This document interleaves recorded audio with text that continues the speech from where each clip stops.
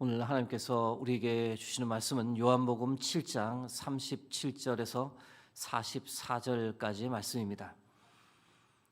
가지고 계신 신약 성경 157면이 되겠습니다.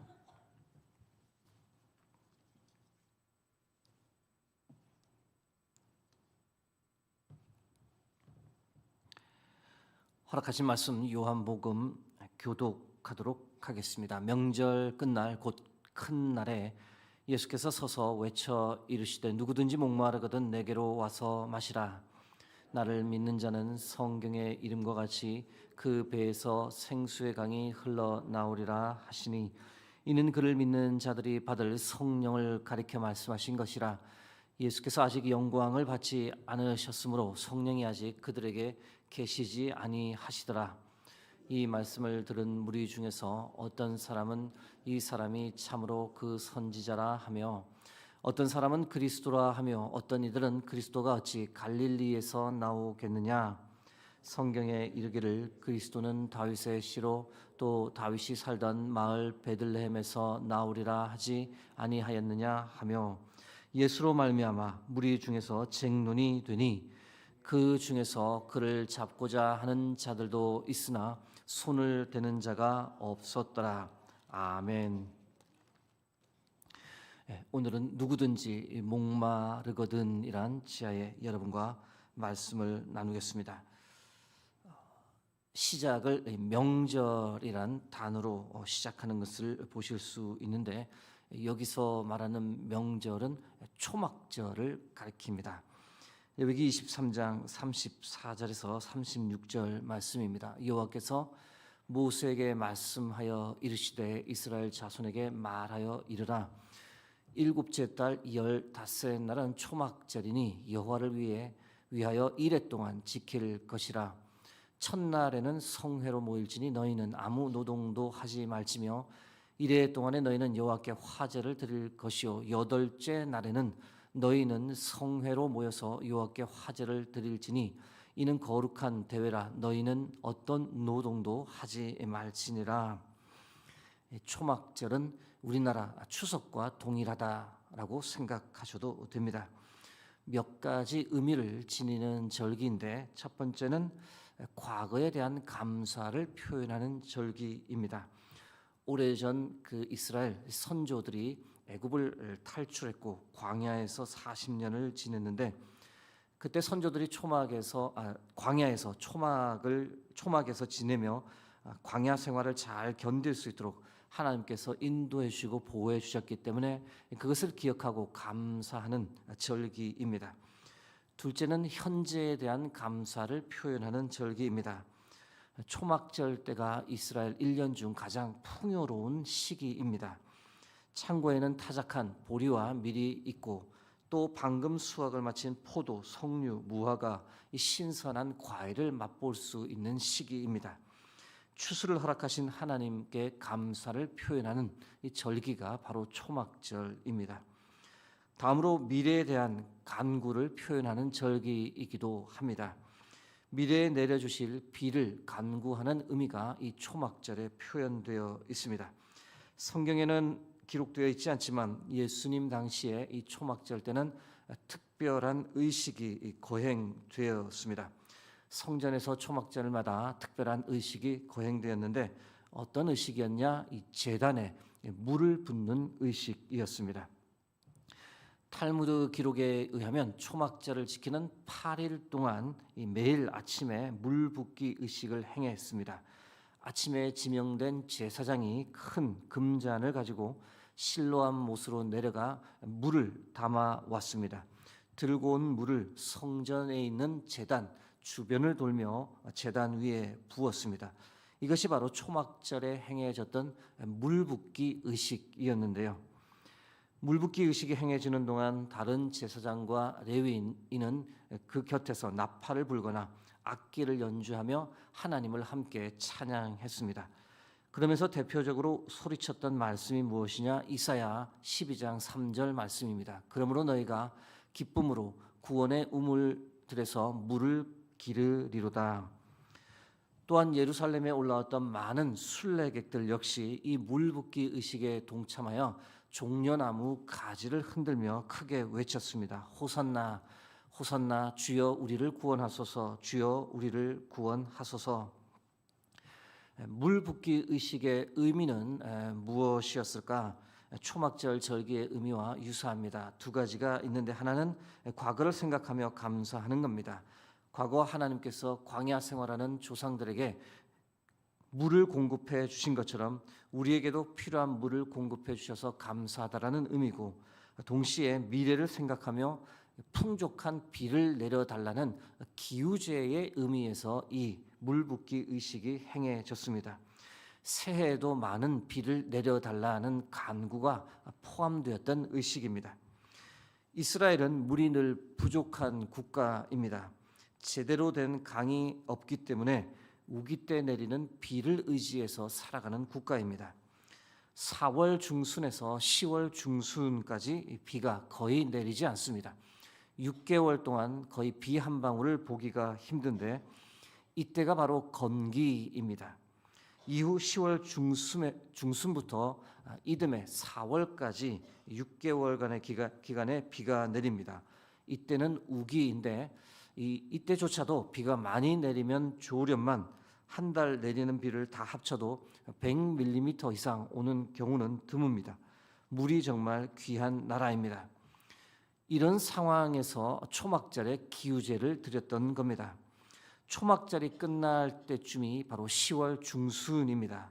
그때부터 이제 본격적인 우기가 시작되는 시점이기에 초막절 때 모두가 하나님 주실 비를 간구했습니다. 하나님, 이제 곧 우기가 시작됩니다. 이 땅에 흡족한 비를 내려 주옵소서. 그래서 내년에도 풍성한 수확을 거둘 수 있도록 우리를 도와주옵소서. 이것이 바로 초막절 때 행해졌던 물붓기 의식의 의미였습니다. 이런 문화적 배경 속에서 예수님께서 선포하셨던 겁니다. 요한복음 7장 37절에서 38절 말씀입니다. 명절 끝날 곧 큰 날에 예수께서 서서 외쳐 이르시되 누구든지 목마르거든 내게로 와서 마시라. 나를 믿는 자는 성경의 이름과 같이 그 배에서 생수의 강이 흘러나오리라 하시니, 명절 끝날 곧 큰 날은 초막절의 마지막 8번째 날을 가리킵니다. 마지막 날이라 가장 많은 인파가 성전에 모여들었는데요.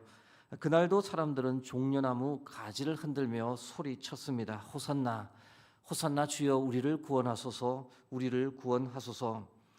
이 사람들의 소리가 어느 정도 잦아든 후 예수님께서 성전 중앙에 서서 큰 소리로 외치기 시작하셨던 겁니다. 무엇이라고 외치셨느냐? 누구든지 목마르거든 내게로 와서 마시라. 모든 사람의 이목을 집중시키기에 충분한 외침이었습니다.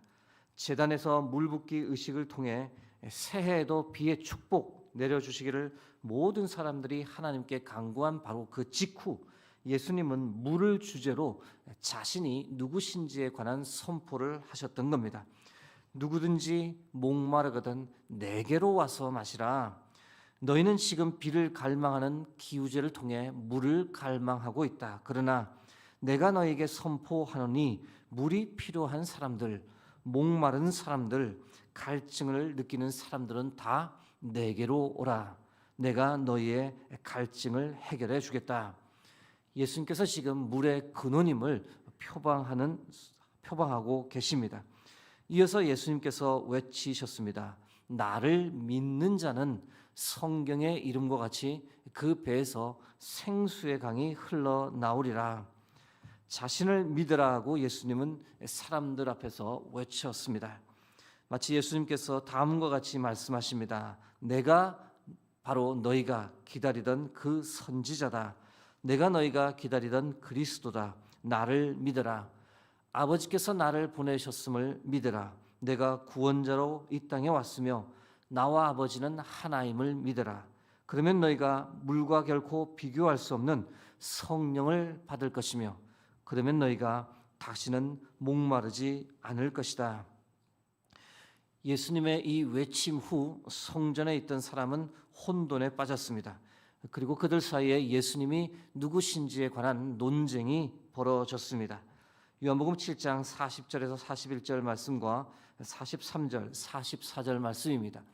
이 말씀을 들은 무리 중에서 어떤 사람은 이 사람이 참으로 그 선지자라 하며, 어떤 사람은 그리스도라 하며, 어떤 이들은 그리스도가 어찌 갈릴리에서 나오겠느냐, 예수로 말미암아 무리 중에서 쟁론이 되니 그 중에는 그를 잡고자 하는 자들도 있으나 손을 대는 자는 없었더라. 예수님의 선포를 한번 다시 생각해 봅니다. 너희들은 올해도 변함없이 마실 물을 달라고, 내년에도 농사 풍년을 위한 비를 내려 달라고 하나님께 간구한다. 그러나 나는 너에게 이르노니 지금 너에게 필요한 것은 마실 물이 아니다. 풍년을 위한 비, 이 땅에서 잘 먹고 잘 살기 위한 물이 필요한 것이 아니다. 지금 너에게 필요한 것은 너희의 영적인 갈증을 해결해 줄 수 있는 물이 필요하다. 너희의 영적 갈증을 해결하기 위해 너에게 성령이 필요하다. 나를 믿으라. 그러면 너에게 성령이 임할 것이다. 나를 믿고 성령을 받으라. 이것이 바로 초막절 마지막 날에 성전에서 모든 청중을 향해 외치셨던 예수님의 말씀이셨습니다. 예수님의 이 말씀 우리의 삶에 적용해 봅니다. 사랑하는 성도 여러분, 우리에게 진정 필요한 것이 과연 무엇일까요? 생각해 보면 우리 역시 우리 육신의 필요를 위해 하나님께 늘 간구합니다. 물을 달라고, 비를 내려 달라고, 이 땅에서 살기 위해 꼭 필요한 것들을 하나님께 갈망하며 살아갑니다. 그러나 여러분, 우리에게 정말 필요한 것이 무엇일까요? 여러분, 예수님의 말씀처럼 마실 물, 육신의 갈증을 해결할 물이 아니라 우리에게는 우리의 영을 회복시킬 물이 필요한 줄 믿습니다. 주님만이 주실 수 있는 물이 우리에게 꼭 필요합니다. 땅을 적시는 비가 아니라 성령의 단비가 우리 영혼에 뿌려져야 합니다. 물질적인 것보다 하늘의 평안과 위로가 우리의 심령과 가정에 충만해지는 것, 이것이 우리에게 더 절실히 필요합니다. 이것을 위해 우리가 성령 충만을 간구해야 합니다. 하나님의 영으로, 하늘의 소망과 사랑으로 충만해지는 것, 그래서 내 안에서 생수의 강이 흘러 넘치는 것을 우리 모두가 체험해야 합니다. 이것을 위해 우리가 무엇을 해야 한다라고 예수님께서 말씀하십니까? 나를 믿으라라고 말씀하십니다. 사랑하는 성도 여러분, 예수 그리스도를 전심으로 믿을 수 있기 바랍니다. 예수 그리스도를 나의 주 나의 하나님이라 고백하고 마음으로 믿고 입술로 선포하고 내가 지은 모든 죄에 대한 용서함 받아 깨끗하고 정결해지며 하나님과의 깨어진 관계를 회복시키고, 그래서 하나님께서 주시는 구원과 성령의 선물을 받아 누리길 간절히 바랍니다.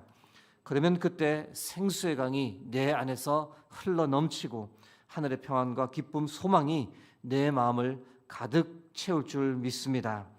이제 말씀을 맺고자 합니다. 오늘 주신 말씀 가지고 두 가지를 기도합니다. 하나는 나의 육적 갈증보다 나의 영적인 갈증을 해결하는 일에 더 많은 관심을 가지게 해달라고. 정작 우리에게 필요한 것은 바로 우리의 영적 갈증을 해결하는 것인 줄 믿습니다. 주님께 나아갈 수 있도록, 주님을 더욱더 믿을 수 있도록, 그래서 주님 주시는 성령의 생수를 받아 마시는 은혜를 누리게 해달라고 기도합니다. 다른 하나는 성령으로 우리의 마음과 삶을 붙잡아 달라고, 오늘도 성령의 능력으로 육신의 정욕을 이기며 살게 해달라고, 성령을 통해 하늘의 평안과 기쁨을 오늘도 누리는 복된 하루가 되게 해달라고 이 시간 합심하여 함께 기도하겠습니다. 기도하시겠습니다.